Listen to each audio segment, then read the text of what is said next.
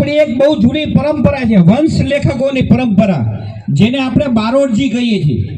તો આપણી વચ્ચે સમગ્ર ગુજરાત ભરમાંથી આપણા વંશ લેખકો આવ્યા છે.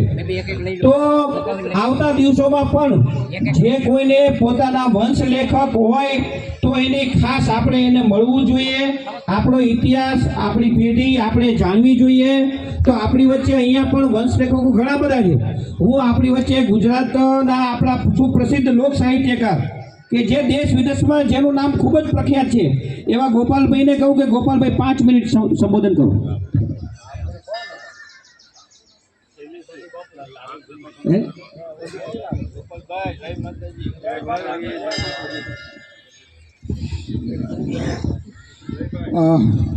બે હાથ ઊંચા કરીને એકવાર જોરદાર જય બોલી ઠેઠ ડુંગરે માના કાન હોરી વહી જાય એવી બોલીએ ચામુંડા માત કી.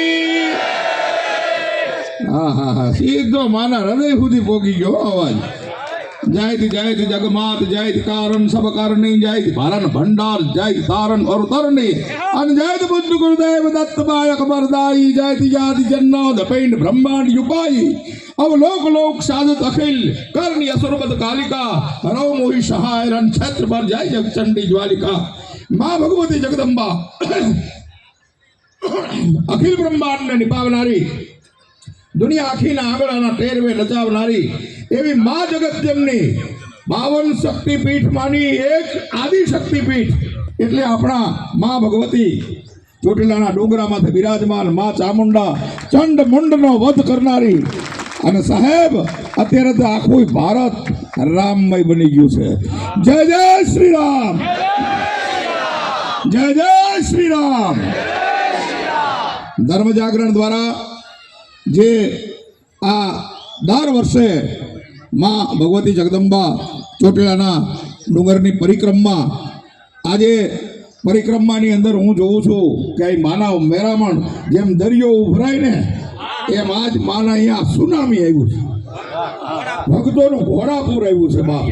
અને તમે જોજો દિવસે દિવસે આજથી 5-25 વર્ષે એવું બનશે કે આ યાત્રા નવરાત્રિના આજે ચૈત્રી નવરાત્રિ છે ને એકમથી શરૂ થશે, નોમનેથી પૂરું થશે. અને હવે 9 દિવસ યાત્રા રહેવાની.